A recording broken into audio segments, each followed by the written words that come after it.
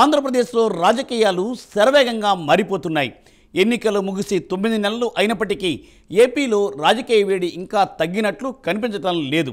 గత ఎన్నికల్లో వైసీపీ దారుణంగా ఓడిపోయింది. కేవలం 11 స్థానాలకు మాత్రమే ఆ పార్టీ పరిమితమైంది. అయితే 40% ఓటు షేర్ సాధించి ప్రజాక్షేత్రంలో ఆ పార్టీ ఇంకా బలంగానే కనిపిస్తోంది. అయితే వైసీపీని ఎలాగైనా నిర్వీర్యం చేయాలనే పట్టుదలతో అధికార పార్టీలు ఉన్నట్లు కనిపిస్తున్నాయి. ఇందులో భాగంగానే వైసీపీకి చెందిన పలువురు నాయకులను ఆ పార్టీ నుండి లాగేసుకుంటున్నారు. డీటెయిల్స్ ఈ స్టోరీలో.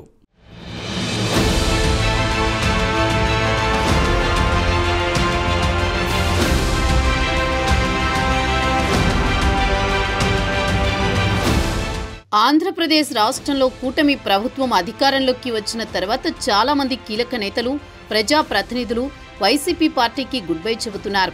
ఈ క్రమంలో కొందరు వెంటనే టీడీపీ, జనసేన, బీజేపీ పార్టీలోకి చేరిపోతున్నారు. మరికొందరు కాస్త టైం తీసుకుని ముహూర్తం ఫిక్స్ చేసుకుంటున్నారు. ఇప్పటికే ఎంతో మంది నేతలు వైసీపీ పార్టీని వీడారు. త్వరలో పిఠాపురం మాజీ ఎమ్మెల్యే పెండెం దొరబాబు సైతం వైసీపీని వీడి జనసేనలో చేరుతారని గత కొంతకాలంగా వార్తలు చక్కర్లు కొడుతున్నాయి. దానికి ప్రధాన కారణం ఆయన ఇప్పటికే వైసీపీ పార్టీకి రాజీనామా చేయడం. దీంతో దొరబాబు పార్టీ మార్పుపై వార్తలు జోరుగా సాగుతున్నాయి. ఈ క్రమంలో ఆయన ఈ వార్తలను నిజం చేసినట్టు తెలుస్తోంది.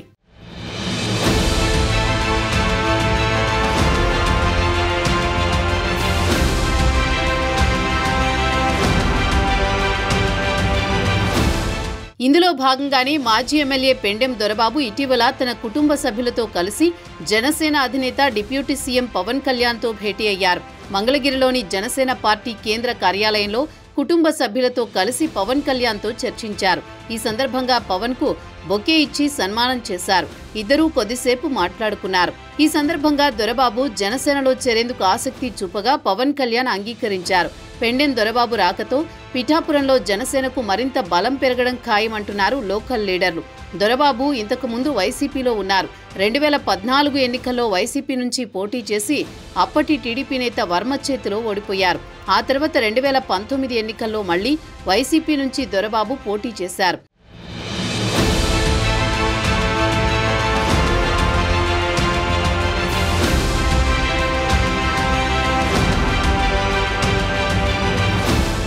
ఈ ఎన్నికల్లో మంచి విజయం సాధించారు. కానీ 2024 ఎన్నికల్లో పవన్ కళ్యాణ్ ఓడించాలనే ఉద్దేశంతో మాజీ సీఎం జగన్ వైసీపీ పిఠాపురం టికెట్ను వంగా గీతకు ఇచ్చారు. దొరబాబును పక్కన పెట్టేశారు. కానీ ఎన్నికల్లో పవన్ కళ్యాణ్ సంచలన విజయం సాధించారు. తనకు టికెట్ ఇవ్వకపోవడంతో దొరబాబు వైసీపీకి దూరంగా ఉంటూ వస్తున్నారు. గత ఆగస్టులో వైసీపీ పార్టీకి రాజీనామా చేశారు. అప్పట్లో జనసేనలో చేరతారని ప్రచారం జరిగింది. కానీ అప్పటి నుంచి జనసేన నేతలతో టచ్లో ఉంటూ వస్తున్నారు.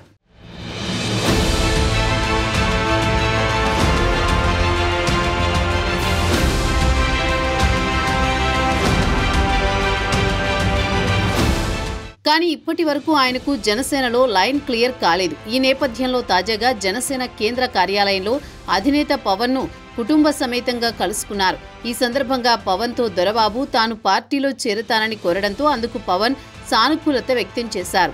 దాంతో పిఠాపురంలో వైసీపీ మరింత బలహీనపడినట్టు అయింది. ఈ నెల 14న పిఠాపురంలో జనసేన ఆవిర్భావ సభ నిర్వహిస్తున్నారు.